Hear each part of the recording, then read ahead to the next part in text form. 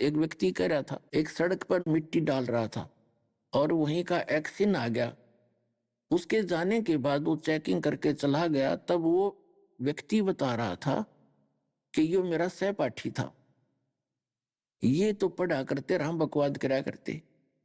आज मेरे बच्चे तक मिट्टी में लेटे हुए वहीं पर, और 2 रोटी नहीं, शरीर पर कपड़ा डंका नहीं। आज ये कारों में चल रहा है, पंखों के नीचे रहता है, हम यहाँ वृक्षों के नीचे पड़े पूरा परिवार। तो वो समय को रो रहा था उस समय कि मैं भी अगर पढ़ लेता तो आज मुझे भी ये सुख होते। तो पुण्यात्माओं, ऐसे पछताना पड़ेगा आप जी ने, जया भक्ति नहीं करी, मनुष्य जीवन को बर्बाद करके गधे कुत्ते बने का, फिर आपने नो पछताना पड़ेगा। कोई बालका का चला खेल नहीं, हमारा कोई दादा लाई काम नहीं था। परमात्मा ने विशेष रजा बख्शी है दास पे, और ये विशेष से काम सौंपा है, और रजा परमात्मा की दास ने भी सिर धड़की बाजी ला के इसको सफल करने की जितनी जीव की ताकत होती है अपनी पूरी कोशिश की है, और आज ये सफल हुआ है। रजा कबीर भगवान की है, आपके ऊपर मेहर है।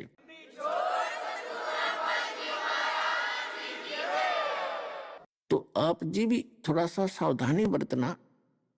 ये विद्यार्थी काल है आपका, चाहे 50 वर्ष का है, चाहे 60 वर्ष का, चाहे 80 वर्ष का है। आप जब शरीर छोड़कर जाओगे उसके बाद ही सब कुछ मिलेगा। तब तक फिसल गए तो बात जागी बिगड़े, और दृढ़ रहे। आखिरी सांस तक बच्चा बीए करता है, एमए करता है, एमएससी करता है, या कोई डिग्री करता है, तो आखिरी सांस तक, आखिरी एग्जाम तक उसने पढ़ना ही पड़ेगा। वो पास करके पीछा छूटेगा, सफलता मिलेगी। ऐसे ही प्रत्येक सदग्रंथ में यही प्रमाण है कि जैसे श्रीमद् भगवद गीता अध्याय नंबर 8 के श्लोक नंबर 7 में गीता ज्ञानदाता कहता है कि अर्जुन तू युद्ध भी कर और मेरा स्मरण भी कर। यानी काम करते करते स्मरण करना है। उसने 8वें अध्याय के 13वें श्लोक में श्रीमद् भगवद गीता में कहा है, ओम इति एकाक्षरम ब्रह्म व्यवहारण माम अनुस्मरण यह प्रयाति तजन्देहम सयाति परमाम गतिम। मुझ ब्रह्म का एक ओम मंत्र है, नथिंग एल्स, और नहीं। और जो है वो बकवाद है, जो कोई ओम नमः शिवाय, ओम भगवते वासुदेव नमः, ओम एवं नमः, ये हैं बच्चों के खिलौने।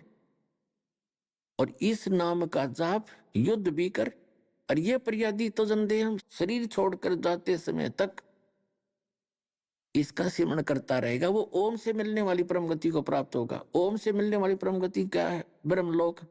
लेकिन ब्रह्मलोक में गए हुए प्राणी भी फिर जन्म मृत्यु में आते हैं। गीता अध्याय नंबर 8 के श्लोक नंबर 16 में कहा है कि ब्रह्मलोक पर्यंत ये सभी लोग पुनरावृत्ति में है। और गीता ज्ञानदाता स्वयं भी कहता दूसरे अध्याय के 12वें श्लोक में, चौथे अध्याय के 5 और 9 श्लोक में, और 10वें अध्याय के दूसरे श्लोक में कि अर्जुन तेरे और मेरे बहुत जन्म हो चुके, तू नहीं जानता बचा।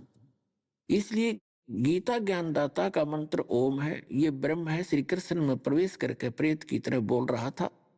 फिर इसने बताया कि मेरी साधना भी काम करते करते कर और अंतिम सांस तक कर, तो तब मेरे वाली उपलब्धि मिलेगी। और तुझे पूर्ण मोक्ष चाहिए, शाश्वत स्थान चाहिए जहां जाने के बाद कभी लौटकर प्राणी नहीं आते।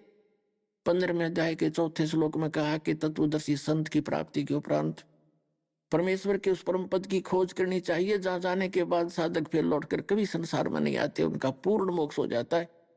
और जिस परमेश्वर ने संसार रूपी वृक्ष की प्रवृत्ति विस्तार किया है, यानी सारे ब्रह्मांडों की जिसने रचना की है, केवल उसकी भक्ति कर, और की नहीं। उसमें स्पष्ट कर रखा गीता ज्ञानदाता ने, अपने भी मना कर दिए।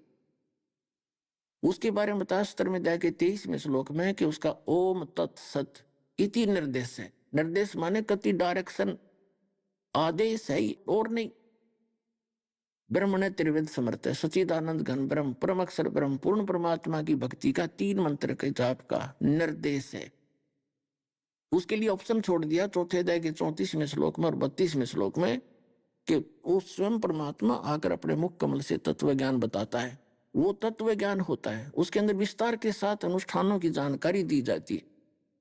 उस तत्व ज्ञान को अर्जुन तू तत्वदर्शी संतों के पास जाकर समझ, मैं नहीं जानता, साफ कर दिया उसने। अपनी विधि उसने बताई दी, ओम नाम है, नथिंग एल्स। 5 यज्ञ हैं, ये कर और ओम नाम का जाप कर, उसे ब्रह्मलोक प्राप्ति। ब्रह्मलोक में गए हुए भी पुनर्जन्म में 18वें अध्याय के 62वें श्लोक में और 66वें श्लोक में गीता ज्ञानदाता अपने से अन्य उस परम अक्षर ब्रह्म की शरण में जाने को कहता है कि अर्जुन तू सर्वभाव से उस परमेश्वर की शरण में जा, उसकी कृपा से तू परम शांति को और सनातन परम धाम को प्राप्त होगा। कहता मेरी शरण में रहेगा तो युद्ध करना पड़ेगा, और जहां युद्ध वहां शांति नहीं। और ये ओम शांति के, ओमकार शांति का तो खड़ा एक्सीडेंट है। ओम से शांति 7 जन्म नहीं हो सकती, ये तो काल का नाम है। अग्नि से शीतलता नहीं हो सकती, बर्फ से शीतलता हो सकती है। तो पुण्यात्मो, हम बगैर ज्ञान के अभी तक ऐसे ही भटक रहे थे। इन नकली गुरुओं ने हमें भ्रमित कर रखा था। फिर बताया है कि 18वें अध्याय के 66वें श्लोक में कि सर्वधर्मान परित्यज्य माम एकम शरणम व्रज। ओम तत्सत से जो लाभ मिलेगा, ओम तत्सत ये पूजा नहीं हमारी, ये तो एक साधना। जैसे हमने जल निकालना पृथ्वी से, वो कीर पाए पर वो हैंडपंप लगाएंगे ऊपर, वो हमारा पूज्य नहीं है, वो तो हमारा प्रोसेस है, प्रोसीजर है, वो तो उपकरण है। उन उपकरणों के बिना वो जल ना मिले, वो हमारा पूज्य है। पूज्य हमारा सत्पुरुष है, और वांछित वो हमारा वहां का सुख है। तो उस सुख की, उस सतलोक परम पुरुष की प्राप्ति के लिए हमने ये उपकरणों का प्रयोग करना है, इस 3 मंत्र के जाप का। और फिर जो पहला मंत्र आपको दिया जाता है वो आपको यहां तक ठीक करेगा, उसके बाद फिर इनका काम शुरू होगा। तो गीता ज्ञानदाता कहता है कि इस ओम तत्सत में एक मेरा भी मंत्र है। तो सर्वे धर्मान परित्यज माम, मेरे सतर की जो तूने कमाई की है ओम नाम की, और तत् और सत ये सांकेतिक है, ये कोड वर्ड है इस दास के पास, पृथ्वी पर नहीं किसी के पास। तो कहती ओम नाम का जाप तो मुझे छोड़ देना। हम क्या करते रहे पहले, ओम नाम का जाप और ये 500 यज्ञ करके हम ऊपर के लोकों में, ब्रह्मलोक में चले जाते। इसने वहां एक नकली सतलोक, ब्रह्मलोक में नकली अलखलोक, अगमलोक, अनामी लोक तक की रचना झूठी कर रखी है हमें मूर्ख बनाने के लिए, और हमारी पूंजी का वहां नाश करवा देता, ज्यादा सुख सुविधाएं दे करके। और वहां इसने अपना टैक्स रखा, किसी में 10%, किसी में 15%, किसी में 25%। तो ये इस हमारी कमाई से स्वयं भी सेठ बना रहता है, अपना काम भी नीचे अटकलबाजी से चलाता है ये कंगाल। और हम अपनी पूंजी नाश करके फिर यहाँ पर 84 लाख योनियों में धक्के खाते रहे। क्योंकि जैसे होटल में जाता सेठ व्यक्ति, कुल्लू मनाली चला गया गर्मियों में, 50,000 रुपये ले गया, 1 महीने में खर्च हो गए, और फिर मुंह लटका के आया अपना कर्म क्षेत्र में। अगले वर्ष मनमाने ना दाव लगे 50,000 के बचने का, इतना टोटा हो जा ना जा सके, वहीं सड़ता रहे। तो ये तो ऐसे स्वर्ग और महास्वर्ग इन इसके ऐसे हैं। और वो सतलोक सदा सुख, वहां कोई दुख नहीं किसी बात की। वहां जाने के लिए इन 3 मंत्रों की विशेष जो है ना योगदान है इनका। तो ये कहता सर्वधर्मान परित्यज माम, मेरे सतर की जितनी धार्मिक क्रियाएं हैं, ओम नाम का जाप और ये सब, ये दो जितनी भी यज्ञ हम करते हैं, ये हमने इसको देनी है।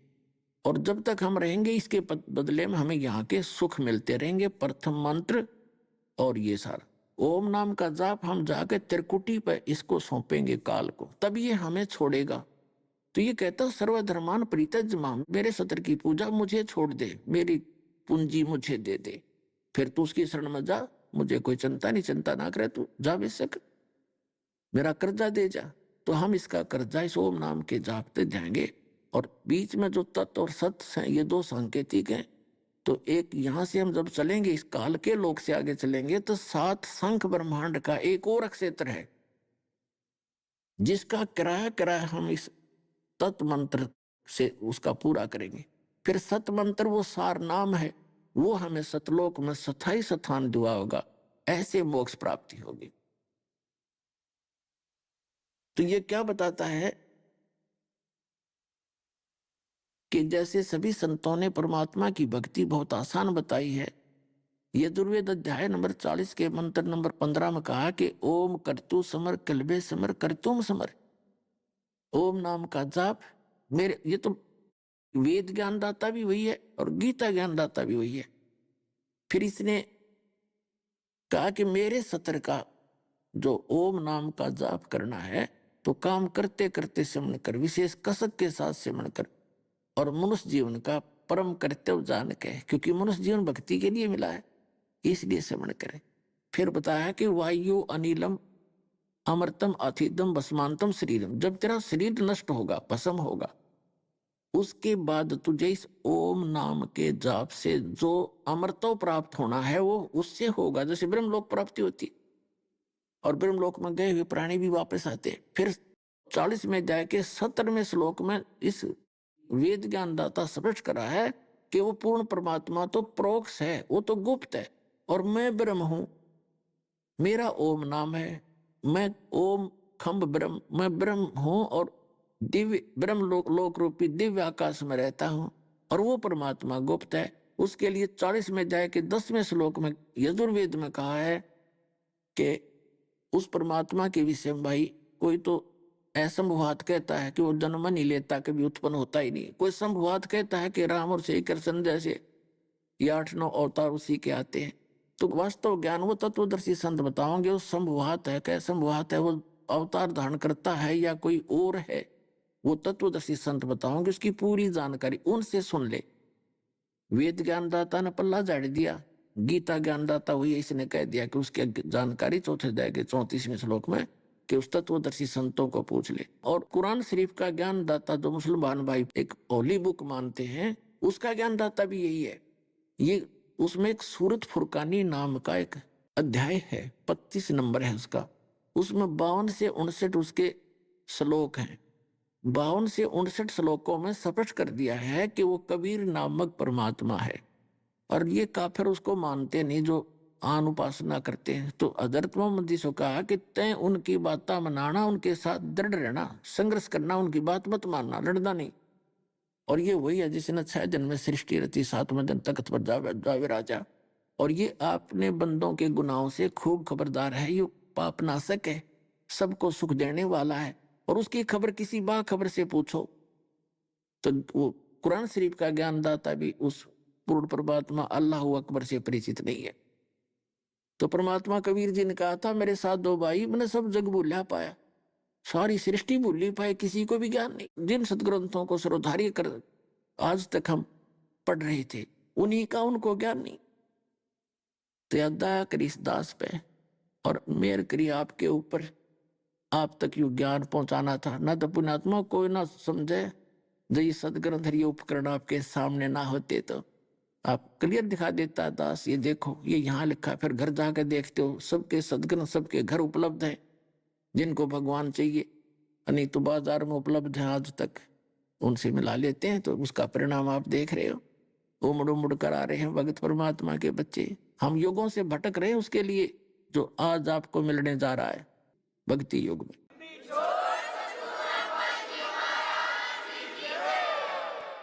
ऐसे ही उस पूर्ण परमात्मा ने अपने तत्व ज्ञान में कहा है, नाम उठत नाम बैठत नाम सोत जागवे, नाम खाते नाम पीते नाम से ती लागवे। इतना सिंपल मार्ग है भक्ति का, इससे आसान कोई काम नहीं पृथ्वी पे। एक रोटी बनाने के लिए बहन कितना सामान जोड़ती है, कितना चूल्हा लाओगी, कितना गैस या लकड़ी इकट्ठी करेंगी, फिर चमटा पलटा, फिर कटोरी गिलास पतीला, सब्जी काटे प्याज काटे, पता नहीं कितने तरह के जुगाड़ जोड़ कर 2 रोटी दोनों टाइम बनानी पड़ती हैं। और कति आलस नहीं, और करना पड़ता है, कितना कठिन काम है। और कमाने के लिए कोई मजदूरी कर रहा है, कोई खेतों में अपना खेती कर रहा है, कोई दुकान पर सारा दिन मेहनत कर रहा है, कोई अपनी नौकरी पे कर रहा है, कोई कहीं कर रहा है। तो 1-2 रोटी के लिए, एक पेट के लिए और आत्म कल्याण के लिए कुछ भी ना करना, इसी काम में करते करते उस मालिक को याद रखे। इसमें तो नो उठाकर चीज नो भी ना धरनी, इधर से उधर भी ना करनी, जीव भी ना हलानी, इतना आसान काम। आराम डले डोन पर ला दिए, खड़े होकर तब करो, कोई एक टांग पर खड़ा होकर तब कर रहा है, कोई व्रत रखा है, कोई उड़ा पेट पलनिया घूम रहा है। चलो पेट पलनिया भी घूम रहा, जाके तो वस्तु मिलती हो तो हमने तो मार्ग ही गलत था, हमारा प्रोसेस ही गलत था, विधि ही गलत थी, वस्तु मिले कैसे। तो अब आपके ऊपर मेहर कर दी दाता ने। कहते हैं कबीर साहब ने कहा कि 9 मन सूत उलझिया, 9 मन सूत उलझिया, ऋषि रहे जखमार, और सतगुरु ऐसा सुलझा दे उलझ दूजी बार। ये 9 मन सूत उलझा रखा था इन अज्ञानियों ने। परमात्मा कपड़ा बुनते थे और जुल्हाए खूब परिचित हैं। उस समय के कोई बूढ़ा जीवित होता है उनको पता है कि एक शेर 1 किलो सूत उलझ जाता, उसका सारा दिन लग जाता उसको सुलझाने में, क्योंकि जब उसने जल्दी करा तो टूट जाता, गांठ लगे, गांठ लग गई तो धनी ले नहीं उसने, नो कहते ने मेरा नाश कर दिया, बुनाई ठीक नहीं करी, तो उसका गांठ भी नहीं पड़नी चाहिए, इसलिए उसको धीरे धीरे सुलझाने में सारा सारा दिन लग जाता उसकी दिहाड़ी। तो परमात्मा कहते न तो 9 मन सूत उलझा कर डाल रखा है, आप अपनी दत्त कथा सुना के 9 मन सूत उलझिया, ऋषि रहे झकमार, और सतगुरु ऐसा सुलझा दे उलझन दूजी बार। अब अध्यात्म मार्ग ऐसा सुलझा दिया है, इस कलयुग में नहीं उलझेगा भक्ति, कोई करियो चाहे ना करियो।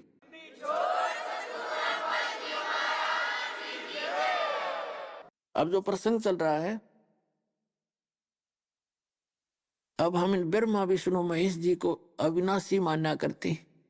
अब इनकी जीवनी में क्या लिखा है, तो ये हमारे धर्मगुरुओं की कमी है, समाज का दोष नहीं।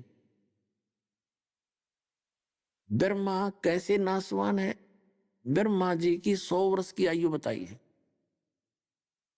और इसका एक दिन कितना है, जैसे सतयुग, त्रेता, द्वापर और कलयुग, ये 4 युगों की एक चतुर्युगी होती है, इसको चतुर्युग बोलते हैं। तो ऐसे ऐसे 1000, वैसे तो 1008 बनते हैं, लमसम इनको 1000 चतुर्युग लेते हैं।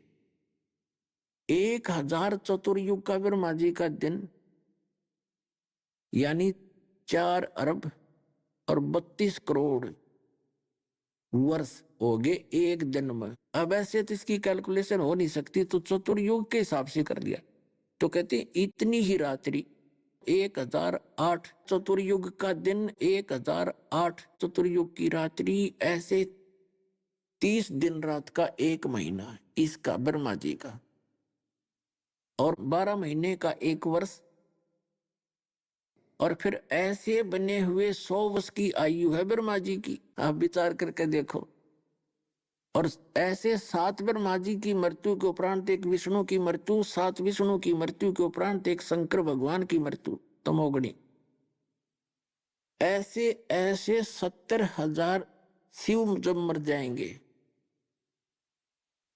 ये क्या होता है, जैसे ब्रह्मा जी की मृत्यु होगी, काल नई आत्मा, पुण्य आत्मा को अपनी पत्नी दुर्गा के माध्यम से द्वारा ये नया बच्चा पैदा करके रख लेता है, उसको कोमा में रखता है, उसको पता होता है इसकी मृत्यु फिक्स है इनकी तो, और उसमें वो युवा होता है, ब्रह्मा जी की मृत्यु हो जाती है, दूसरा ब्रह्मा वहां रख देता गद्दी पर। ऐसे विष्णु जी की मृत्यु होगी, वर्तमान जो विष्णु इसकी मृत्यु होगी, ये चला जाएगा 184 योनियों में, पशु योनियों में, नया पुण्यकर्मी प्राणी को वो विष्णु जी के पद पर रखेगा, उसको सतोगुण युक्त कर देगा, और फिर उसके मरते ही उसको दर देगा।